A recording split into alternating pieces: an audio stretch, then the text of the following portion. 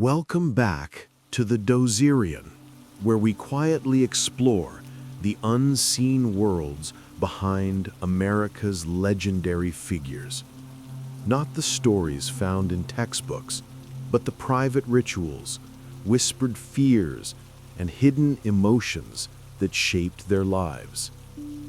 In part 1, we stepped in to George Washington's lonely discipline. In part 2, we wandered through Thomas Jefferson's haunting contradictions.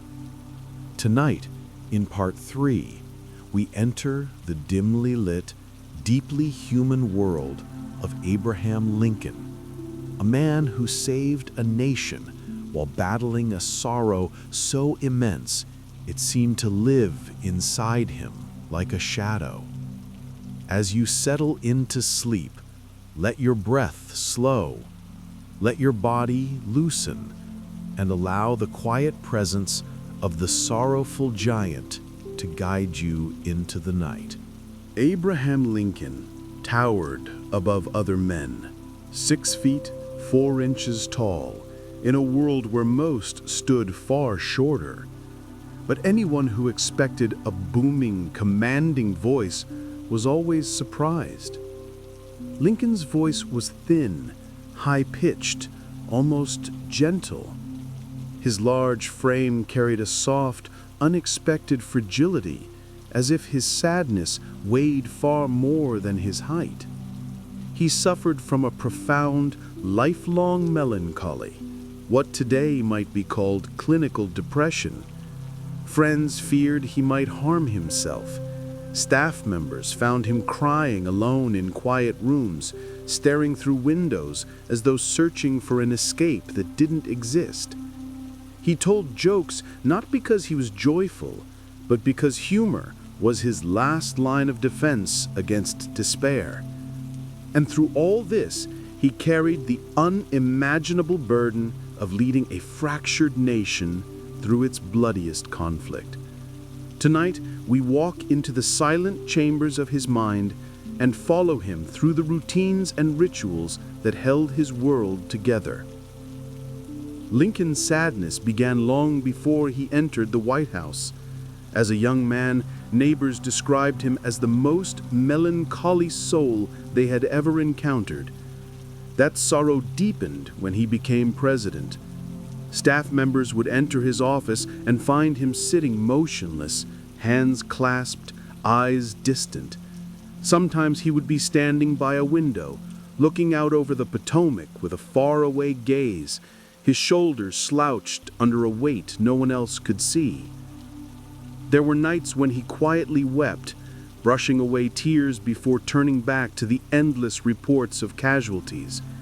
He once admitted that he felt as if he lived in a dream, a fog where nothing seemed real, where he hoped he might wake to find no war, no bloodshed, no heartbreak. But every morning, he instead woke to a nation ripping itself apart. Despite the emotional storms, Lincoln lived by strict, humble routines. Each day began at 6 o'clock. He dressed himself, refusing help, believing that keeping small habits intact preserved his sense of identity.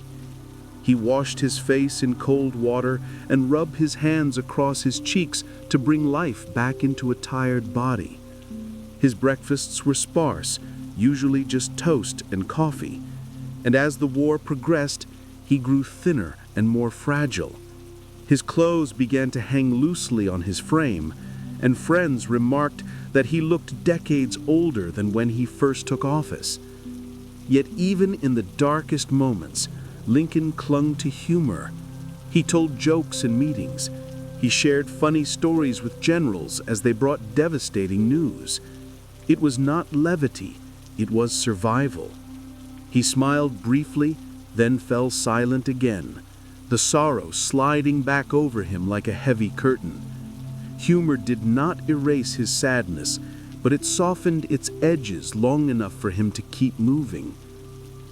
Lincoln was deeply superstitious and believed in signs, prophecies, and fate. He read horoscopes, pondered destiny, and spoke of dreams that felt more like warnings. One dream in particular haunted him in the final weeks of his life. He imagined walking through the White House late at night when he heard distant crying. In the East Room, he found a coffin draped in an American flag. When he asked who the deceased was, a guard told him, "The president. He was assassinated." Lincoln woke trembling, unable to shake the vision. He told Mary. He told his cabinet members. He told his friends. To him, it felt like a shadow of the future, a truth already written, waiting to unfold. Lincoln's greatest refuge was poetry. Despite the chaos of war, he found comfort in books, especially Shakespeare. Late at night, when the corridors of the White House grew still, he often sat with a candle burning low, reciting passages aloud to no one but himself. His secretary, John Hay, sometimes overheard Lincoln whispering the words of Macbeth or Hamlet, as though speaking them offered a rare glimpse of peace. The tragedies resonated deeply with him. The fate, the guilt, the suffering, the loss. Lincoln understood these themes intimately. In the midst of war, poetry became a sanctuary where he could lay down the burden he never showed to the world. Lincoln's marriage to Mary Todd Lincoln was stormy and often painful. Mary struggled with grief, anxiety, and unpredictable outbursts. She overspent, argued fiercely, and carried her own deep wounds. Many wondered how Lincoln endured it, but he did, quietly, patiently, without complaint. He seemed to understand that pain came in many forms, and that enduring it was sometimes the only way forward. Having carried sorrow his entire life, he recognized it in Mary too. He responded with empathy rather than anger, a rare trait for a man living under constant, overwhelming pressure. Photographs taken during Lincoln's presidency tell a story no words can fully capture. In the early years, he appeared tired, but determined. By the end, he looked ancient. His hair had turned silver, deep lines carved his face, his shoulders drooped under invisible weight. He had aged faster than any president before him. A friend remarked that he seemed to have lived 5 lifetimes in 4 years.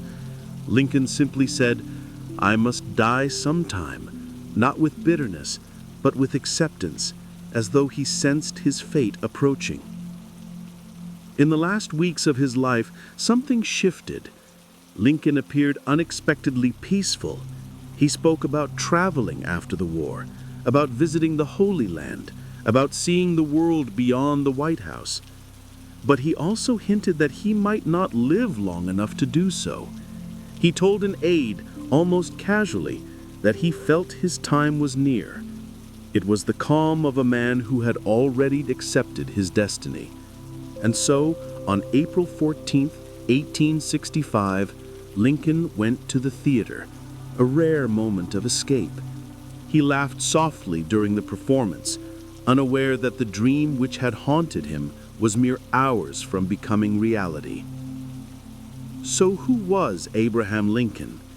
He was a towering figure with a fragile voice, a man who carried the sorrow of a nation while wrestling with sorrow of his own, a leader who survived through humor, poetry, and sheer endurance. He saved the Union, but the struggle consumed him. Lincoln was perhaps the most deeply human president, empathetic, sorrowful, resilient, and endlessly compassionate. As you drift toward sleep now, imagine him standing quietly by a window in the White House, a thin candle flickering beside him, Shakespeare on his lips, and the weight of millions resting on his tired shoulders. Even through sorrow, he endured, and through endurance, he changed the world. Sleep well. And before you drift away completely, remember to subscribe to the Dozerian for more quiet journeys into history's hidden lives. Like the video, share it with someone who loves slow, thoughtful storytelling. And join us again for Part 4, Theodore Roosevelt, the Restless Reformer.